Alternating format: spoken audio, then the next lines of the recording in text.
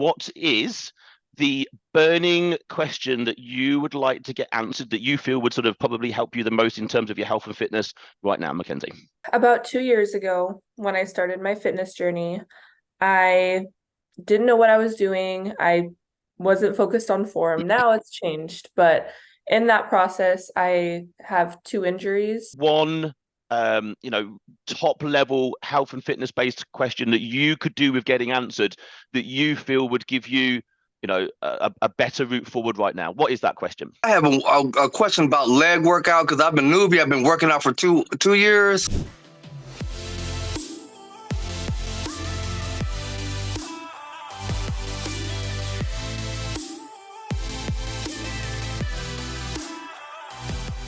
So, my alphas, welcome back to the show. My name is Andy Naylor, CEO and founder of Naylor Body Design and host of your Optimal Alpha podcast. Now, a completely different episode for you this week. So, last month, we reached out into our network looking for people who were interested in coming onto the show to have essentially their one burning fitness question answered. You know, the one question that they felt was the biggest roadblock right now to them moving forward. And if that was answered or they had some more clarity or perspective on that, it would open the door to them, moving forward and maybe getting to the next level. So we reached out and we had lots and lots of people apply.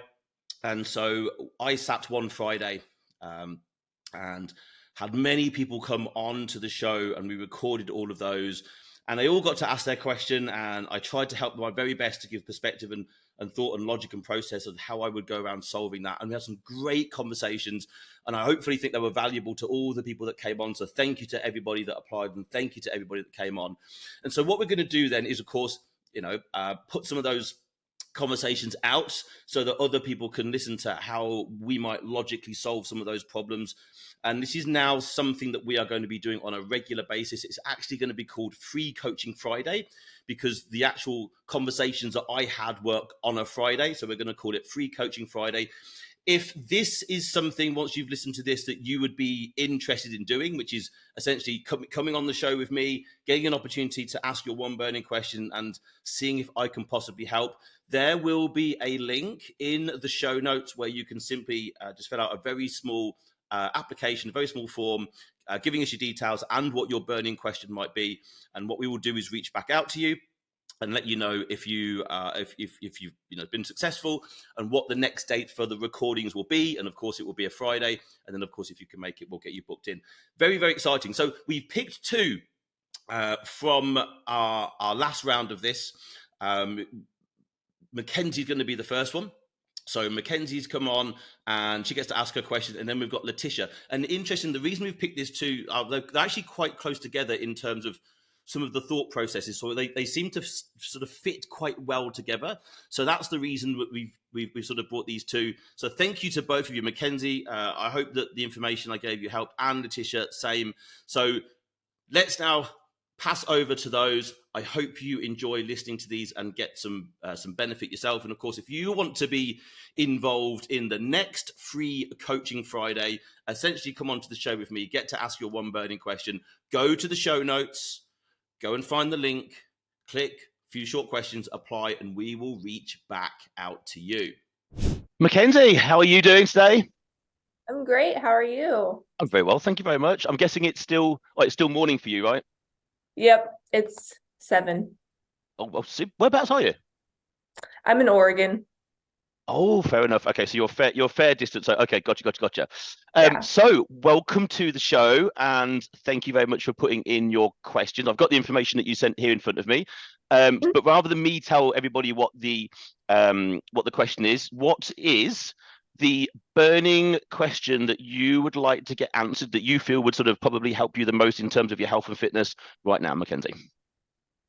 So about 2 years ago, when I started my fitness journey, I didn't know what I was doing. I wasn't focused on form. Now it's changed, but in that process, I have 2 injuries. I have a lower back injury and I also have a wrist injury. Uh-huh. And I still want to accomplish my goals, but I don't know how to do that. Like, I don't know how to plan my workouts around that without. Understood. Right, yeah. Gotcha. Injuries are difficult. and some tend to stay around for a while, some tend to disappear. What's the just for everyone listening, what's your overriding goal? Because you said you want to still be able to move towards your goals, and I guess while maneuvering around injuries. So how would you describe what your ultimate goal is?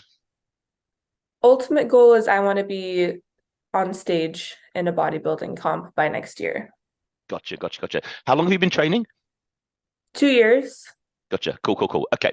So with regard, I mean, that's obviously a huge goal to go after. Well done. It's like a big, scary, exciting goal. I've done that. Probably many of the people listening to the show have done that. It's an awesome goal to go after. Certainly when you've got a goal as important as that, it really does help focus everything. So well done on that, and I hope you're successful. With regards, so tell me about the lower back injury specifically. What is it?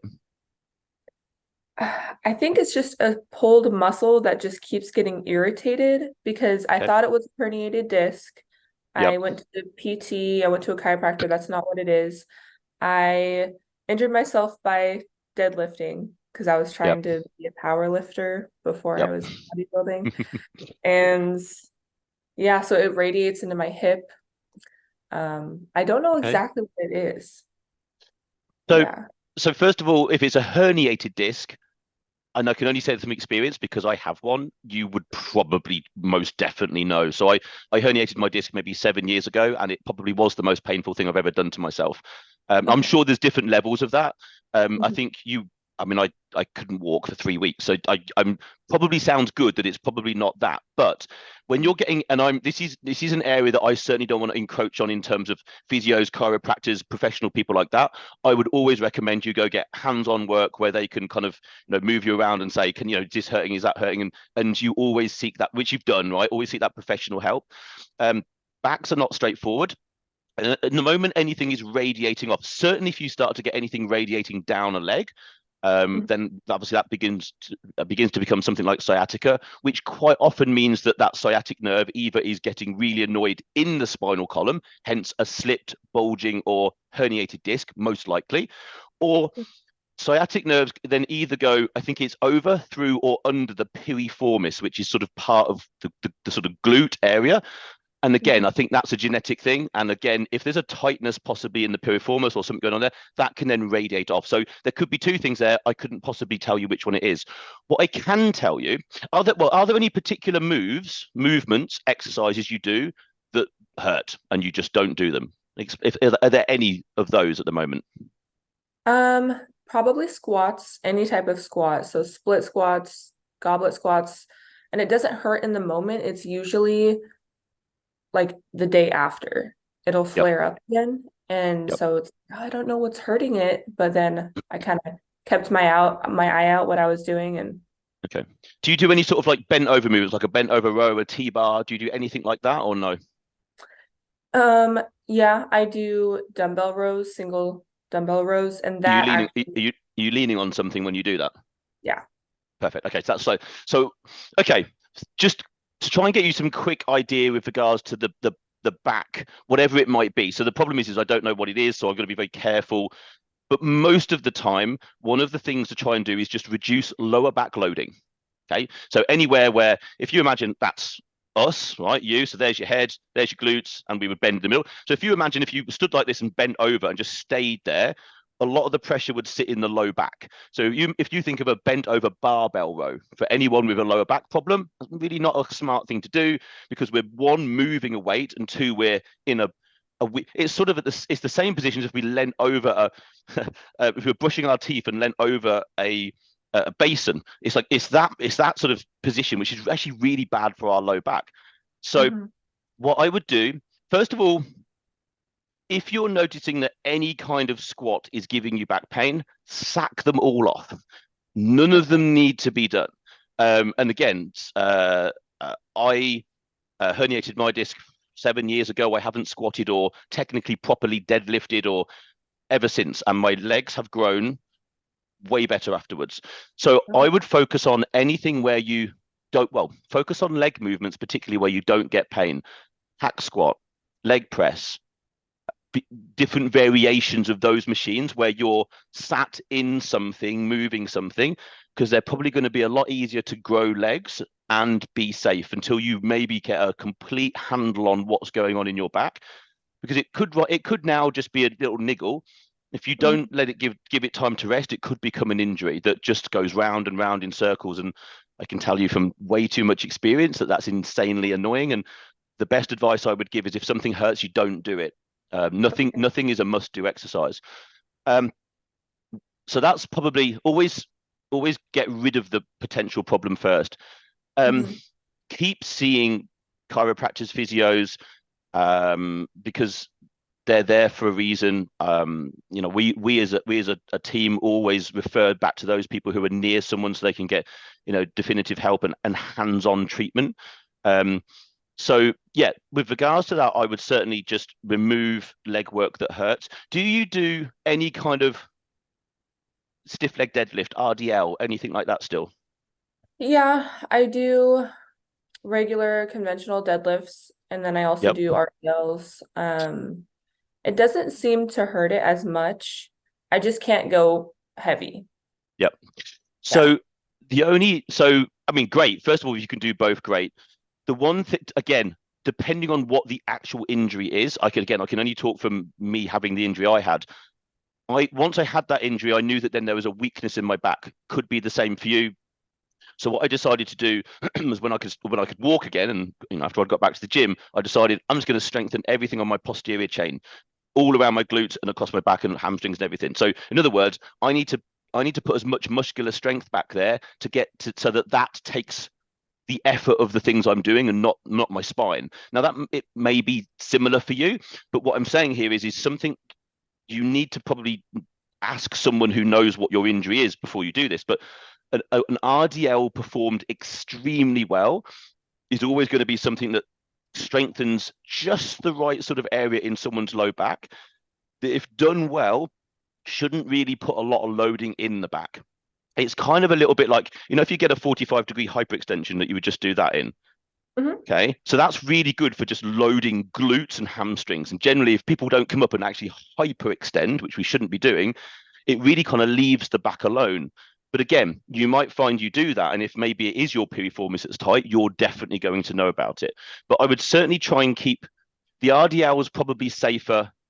The RDL, I would say, is definitely a safer movement than a deadlift, especially if you use dumbbells, because you don't have to have the dumbbells out in front of you. You can kind of have them sort of slightly down the side of your legs. Something to consider. Okay. Hope that helps with regards to that. Leg presses and hack squats. I would lean on those. What's the wrist? I don't know exactly what that is either. So I was doing straight bar curls instead of kind of the angled one. Yeah. Yep. Yeah. Okay. And that was about a year ago. Both of these injuries are about a year ago. So I've had them for a while. And it started right here on the side of my wrist.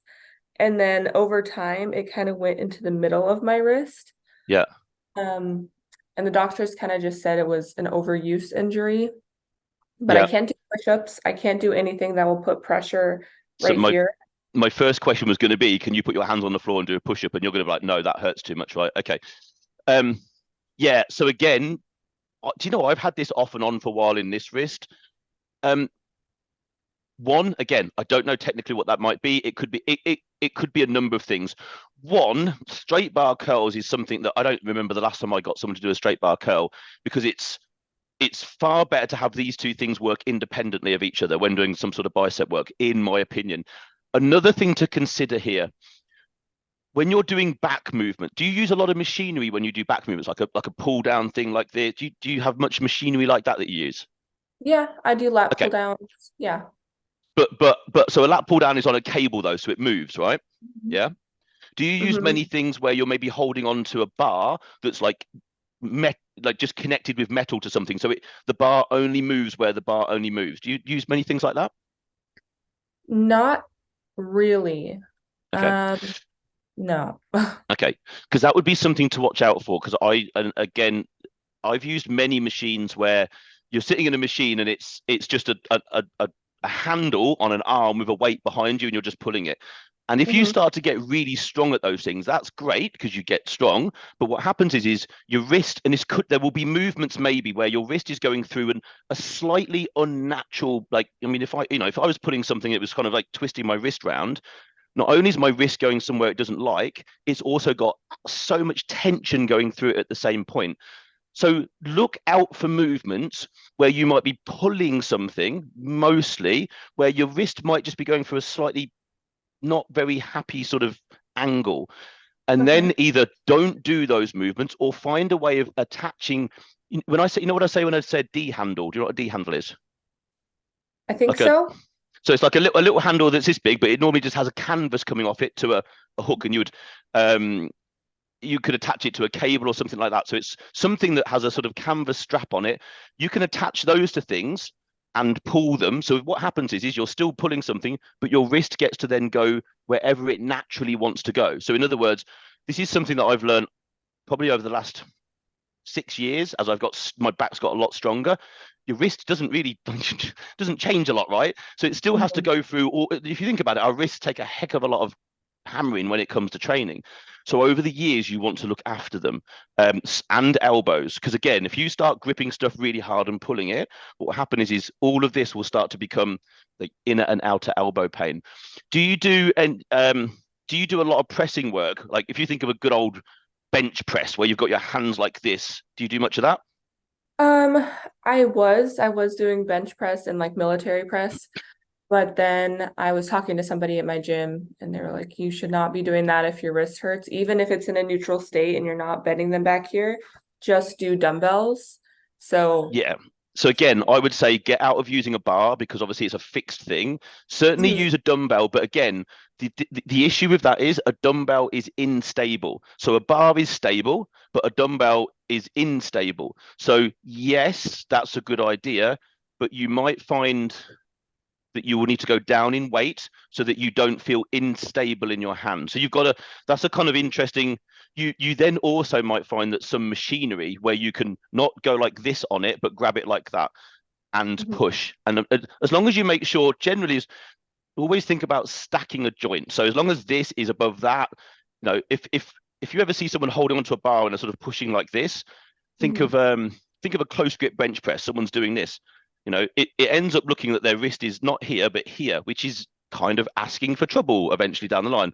So just keep an eye out for where these are positioned when you're holding on to things. A bar is just going to go up and down. So at some point, something's going to happen. Whereas if you use dumbbells, yes, they're going to just stay neutral, but then you've got to balance them. This is again where using D handles on cables. So I use this a lot where I'm sat here, there's a cable stack here and a cable stack here, and I pull the cables out on D rings and I do this. So now I've now got something that moves in a very sort of neutral position in terms of my hands. You could do the same up here. So those would be the key things. If squatting and things like that are hurting your back, stay away from them. Go focus on hack squat, go focus on leg press. Probably you need to obviously get this checked, but focusing on the RDL I think would be a good shout as well, because strengthening anything there is as long as it doesn't hurt. If you're doing an RDL and it doesn't hurt, that's like a good sign. I'd probably keep doing that more so maybe than the deadlift. And then in terms of the wrist stuff, just be mindful of anything that you're putting on where you feel that, getting some funny wrist stuff going on. And also use wrist cuffs. So things that you can strap around your wrist that just give you some support. If you haven't got any of those, they're like, I haven't got any to hand, but they're like $10 off Amazon, but you would wrap them around and tight, and they just give your wrist support here. So to stop it sort of moving around too much, for the sake of $10 on a set of those, that could really, really help as well. And then also another thing to consider when doing really strong pulling movements, use wrist straps that have the sort of bit coming off it that you can then wrap round something. Again, what it does is it connects everything to the bar. Rather than you having to grip really so hard to hold the bar, you use a lifting strap that sort of goes round and you lift it, you sort of tighten it up. What it does is it just allows you to grip a lot less. You can kind of like just hang on to the bar, and that will probably take a lot of pain out of your wrist as well. Okay. I hope that helps. We've run out of time. Sorry, that was really interesting. Thank you so much. Thank you so much. Go and try some of those things. By all means, come back and let us know how you get on with those. We're going to be doing this on a regular basis. So if in a few weeks, months down the road, when we're doing them again, and you've got further questions to sort of follow up off the back of this, you are more than welcome to come back on and we will cover those. But by all means, let me know how you get on with some of those. And if you've got any further questions, just shoot them back to me. All right. Okay. Thank you so much. Amazing. Take care. Have a lovely weekend. Bye-bye. Okay, so that was Mackenzie. I hope you took some value from that. Great conversation. And now we'll go straight into the conversation I had with Latisha. So, Latisha, welcome to the show. Thank you for applying to come onto the show. So, and I've got the information that you sent in front of me with regards to your one question. But of course, just so everyone who listens to the show can sort of hear what your question is, what is the one top level health and fitness based question that you could do with getting answered that you feel would give you, a better route forward right now? What is that question? I would like to. Well, I have a lot of questions which I know I don't have time for, but I have a question about leg workout because I've been newbie. I've been working out for two years, and what I don't like online is that they got everybody's got a different question. They do their routines differently, but they always say, no, it's not this way, it's that way. So they confuse the newbies. Okay. Yeah. So what's the actual question? What's the specific question? The question I would like to have because I'm trying to figure out how to work out my whole body. And I'm still not doing it right. So, because I'm still trying to plan my workout, but I would like to know what is a good leg workout for me because I have scoliosis and I'm trying to figure out. Yeah. Gotcha. How bad is that? Is it, I guess you've had that your whole life. Is it particularly bad? No, I think I did have it, but I didn't know about it. It's not really that bad, but I try to be careful what I do because I can't live without deadlifting or squatting. So I'm trying to figure out how to do you have to have 5 leg workouts or is it 2 leg workouts? So let me ask you the question. Given that you've got scoliosis, which for anybody listening listening into the podcast is essentially a condition that the spine goes through where it is not shaped in exactly the same way that we would expect it to be shaped. So here's the question. From me to you, given that you have that spinal condition and given that it will understandably probably limit you with what you can do, why do you feel that you can't live without deadlifting and squatting? Because before I found out I had it, it makes my back really strong. I had just recently lost some muscle about a month ago, and I'm very in tune with myself. And so I always feel the movement because I get emotional with lifting.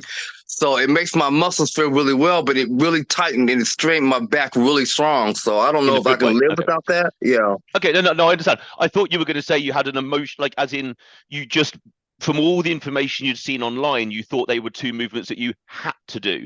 So I was then going to come along and say, oh, that's okay. Because I would come along and say that there are no must-do movements. And so if your goal is to build better legs, which I think is kind of the question from the beginning. Yeah. So first of all, you've got some things to consider. And the first one would be to probably, which is difficult, to probably spend less time, interestingly, researching online what would be the best thing to do. Okay. All right. Because it's confusing, right? You go on there and say, should I do this? Should I? Right. So spend less time online looking, because what it will do, I'm not saying there's not good information online. There is, but there's so much of it. It's just really confusing. So what I would do is I would look at the gym equipment that you have. You go to a gym, right? You go to a gym? Yes. Yes. Okay. So I would just write down all the pieces of equipment for legs and like actual equipment, and then maybe free weights. So get a list that you've got available to you, right? Not what everyone else has got available to them, that you've got available to you. Now that might be squat, that might be a leg extension, that might be a laying hamstring curl, it might be a hack squat, it could be a leg press. You're going to end up with a list. Now, some of those things are going to be compound movements: squat, leg press, hack squat, a lunge walk. They move multiple joints in the leg. So I would put those over here, and you probably want to do maybe 1 or 2 of those in a session. Okay. Right. Maybe a squat, maybe a leg press, maybe a squat, maybe a lunge walk. Right. One or 2 of those. And then you think about, okay, all the others are more like singular joint movements. So a leg extension is you're doing this, right? So you're probably always going to want a leg extension, probably in a workout. And another thing is a hamstring curl. Now, a hamstring curl could be pulling your legs up, or some machines you can sit in them and sort of tuck your legs under you. Now, they're Right. both great. You're probably going to want to do both of those. They're the easy ones to pick because there's only one real leg extension piece of equipment that we really have, and there's only really two, maybe three hamstring curls, so where you're just bending at the knee. So Right. you're always going to want to do those in some way. So really what you just want to go off and do for the moment is probably start to work through the big movements, the leg press, the hack squat, the goblet squat, the lunge walk. Work out which one of those one, doesn't give you any pain in your back, two, makes you feel secure in the movement, Okay. and Yes. also the ones that you feel the best. So for example, I would never squat. I have not squatted for decades, and I will never squat technically with a bar on my back ever again. One, I herniated a disc in my back, so it's now a really silly movement for me to want to go off and do. And two, Right. Okay. ever since I stopped squatting and I got really good at hack squat and leg press, my legs grew. Oh, So, okay. All right. you see, most people aren't built and designed to squat very well. So Okay. All right. if your goal would be, I am making an assumption here, but if your goal would be to get better legs, I would pick technically the easiest movements possible. So a squat is not an easy movement. Okay. There's a lot going on. Most people don't do it well. You've got to think about not getting stuck under the bar at the bottom. So there's a safety element there. If you lie in a Right. leg press where you're just pushing the weight away, one, you're sat down, your back is secure against a pad, and you can just focus on your legs. See what I mean? Okay. So and what I would probably do is, depending on how much equipment you've got available to you, I would go and maybe pick one for a few weeks. This is worthwhile doing. I would pick one piece of equipment. So let's say one day you go in, let's say you've got two types of leg press in your gym, right? One week, Okay. I would go and just do one, and I would do like 5 or 6 sets of it, which is way more than we would Okay. normally want to do, but All right. fairly high reps, still very hard. And what will happen is you will know in a day or two where that worked because you will feel Okay. it, right? All right. So you're kind of going in with the idea of, okay, I'm going to do a test for maybe a month, right? Because it's worthwhile Okay. doing it. So you would go in and find one leg press, and you would do 5 or 6 sets as hard as you can, as safe as you can, but like maybe 15 reps and upwards. So quite a lot of reps. So your muscles really get a chance to get working, and you get a chance to feel them. And you will know in a day or two, did I feel that in my glutes? Did I feel that in my hamstring? Because you'll feel it in the DOMs, right? Right. And then all you do is maybe write a couple of notes, right? Okay, 2 days after, I felt this all in my quads and the outer part of my quad, whatever. Right, next time you do legs, you do the same test with a different piece of equipment, and then you write it down. Okay. Now, by the time you get to the end of all the big pieces of equipment, do you know what I mean? You're going to be like, right, you'll know straight away. You'll be like, right, that was the one that I felt the most. I would then lean towards that to begin with. Okay, sounds good. Do you know what I mean? Like, that's just a logical way of sort of working through, rather than going online and being bombarded with all this technical this, that, and the other. Yeah, it's You know what I hard. mean? Yeah. Just focus on what you've got in front of you at your gym and what equipment you've got, and then just test them out. Okay. Certainly the big movements, and what will happen is you'll know pretty quickly, which certainly you'll know a couple of days after, where that particular movement worked, and then you'll know by the end of the month, or once you've gone around all the big pieces of equipment, which one you felt the best. And I would, if it's for legs, like variations of leg presses are generally speaking, for leg development, I would say better than squatting for a lot of people, because a lot of people can't. Sounds good. Like I don't squat particularly well. When I squat really heavy, 2 things happen. One, I get wrist pain because I'm pushing on the bar so hard, like just back here. So weirdly, I get a lot of wrist pain, and then also I have a very serious back injury, so I would never put myself in that position. But I can leg press, I can hack squat. I really like lunge walking. So I would say, Latisha, you go off and try that. See, work your way through a list of equipment that you've got at the gym. See what works best for you. and then maybe come back and let us know how you get on. And of course, we're going to be doing this again. We're going to be doing this on a regular basis. So, you'll be welcome to come on again at some point and maybe ask a follow-up question. But for sure, make sure you let us know how that goes on. And of course, if you've got any follow-up questions outside of this this episode, then of course you can ask us in the socials, and I will do everything I can to help you. All right. So I'll keep in touch and listening to your podcast, because I listen to podcasts about workouts all the time. Kind of obsessed with it, but I like my section though. But okay, so thank you for having me on. And thank you for answering my questions. You're welcome. It's been an absolute pleasure. I'll speak to you again soon, Latisha. Take care. All right. You take care too. Bye-bye. Okay, cool. So there you go. Free Coaching Friday. That's what we did. These were the conversations that we were having. So Mackenzie, thank you again. Latisha, thank you again. And to all of you guys out there listening, if this is something that you would like to take part in, please go to the show notes, go and fill out the application form, and we will reach back out to you. And this is your opportunity to get onto the Free Coaching Friday and come and have your one burning question answered. I hope you found this useful. If you have, do us one favor, maybe share it with one person out there that might benefit from something like this. And we thank you very much. For now, over and out.